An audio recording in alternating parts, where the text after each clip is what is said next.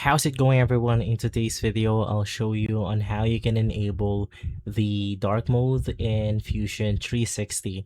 So the first thing that you want to do is to navigate through your Fusion 360 right here. And then you want to simply click on your profile icon, which is going to be this one.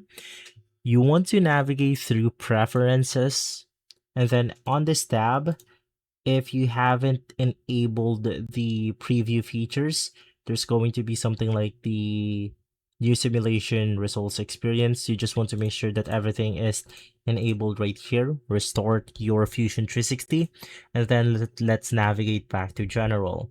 Now inside general, you have your themes, and then you have the match device theme. You have the light gray. So let's go ahead and click on the apply a quick second just to go ahead and show you. And then ideally you want to make sure that the dark blue is selected. So click on apply once more and voila, you're good to go. If this video has been helpful, leave a like, subscribe, and follow us for more videos like this. Thanks for watching.